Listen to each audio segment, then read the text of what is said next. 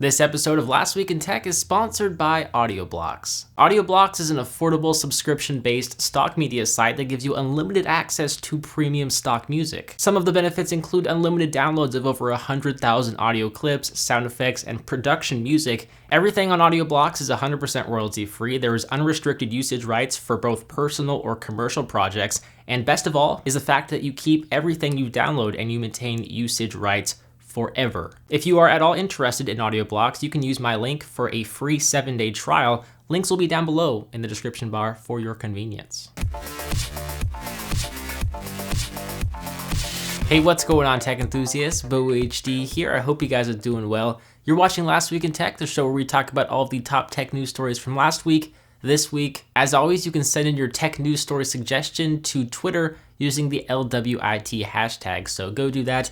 There's a high probability that I will select your news story suggestion, but let's just go ahead and jump right into the first story. So of course, the biggest news last week was with the announcement of several new Apple products. They started off the event in a pretty casual manner. They unveiled several new Apple Watch bands, and they did unveil a couple new Apple Watch Sport finishes. They then announced the iPad Pro, the largest iOS device in existence, that features a 12.9-inch display and a powerful A9X processor. It starts at a fairly steep price, coming in at $800 for the 32GB variant, and the price just goes up from there. And it is being accompanied by a couple accessories. We have a $169 smart keyboard that attaches to the tablet itself using the 3-pin connector. And then we also have a stylus called the Apple Pencil that cost $100. Apple did also unveil a fresh new Apple TV to replace the old, outdated Apple TV that was previously on the market and just was crying for an update. So the new Apple TV features an app store, which is long overdue, and there is also a new remote with Siri voice support. So you can actually use Siri to search for a show or a movie or pretty much whatever you like across multiple apps. So there's universal search with the new Apple TV with Siri support, of course.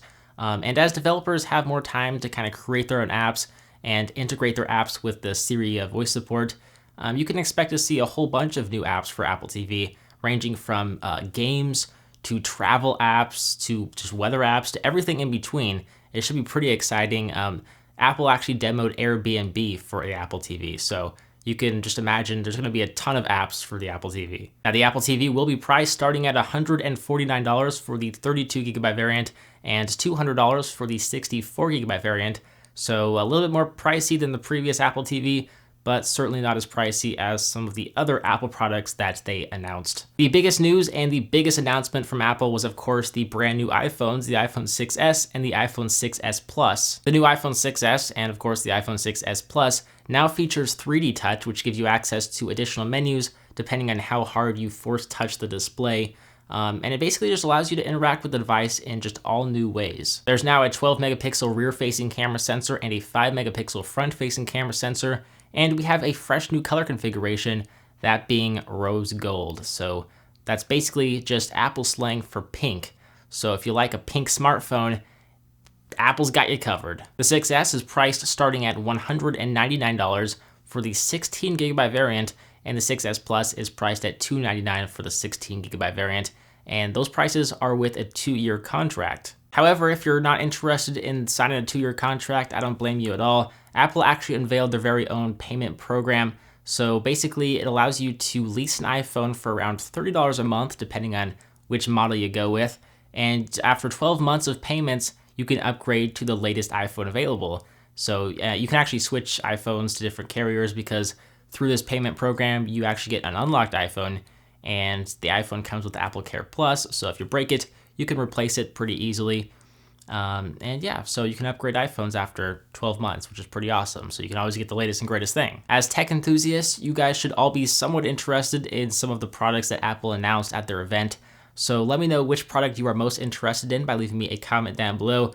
I don't care if you're an Android fan or a Windows fan, I still want to hear from you. Now, I mentioned a little bit last week about how Samsung is struggling to gain market share in the smartphone industry. It was reported last week that Samsung would cut 10% of their workforce because their fancy new smartphones kind of failed to impress consumers. But just after that report from Bloomberg, it was reported that Samsung wouldn't be laying off 10% of its workforce after all. Instead, they would actually be relocated and their incomes would be lowered and or frozen. Isn't that great? No, but this just brings up a bigger issue of the current smartphone industry. The smartphone market is just so competitive right now, especially the high-end smartphones, which all of the specs and all the features, they kind of just all blend in with one another. We've really hit a plateau in terms of performance and features. For example, a smartphone from 2 years ago still runs okay, and the camera performance of a flagship smartphone from 2 years ago is still very capable, and it still is okay to this day. So what does this mean? Well, consumers don't really have a motive to upgrade devices each and every year, especially to top tier devices that cost hundreds of dollars. 2-year contracts are becoming a thing of the past. While the economy is somewhat recovering, people still have to work harder than ever to really make a living, and they're not really gonna spend as much money on a high-end smartphone when the difference isn't that noticeable from a high-end smartphone to a budget smartphone. So when you have budget smartphones that cost a fraction of the price from a flagship smartphone, but still performs very well, you're just naturally going to gravitate towards the cheaper device. It just only makes sense. So it's not that Samsung is making poor devices, it just has to do with the industry right now and the kind of teetering economy. You look at the new Samsung Gear S2 smartwatch that was unveiled at IFA here not too long ago, and you'll see just how sleek and capable that device is. We don't know the price just yet, but you look at the rotating bezel that acts as a navigation tool, and that is just genius, and the device overall just looks really stylish. So Samsung has still got it. I would most definitely buy the Gear S2. I actually look forward to buying the Gear S2. But as Google plans to refresh the budget Nexus devices at the end of the month, last year's Nexus 6 got a major price cut. It's now priced at $350 brand spanking new. That's nearly 50% off its starting price, which is pretty awesome.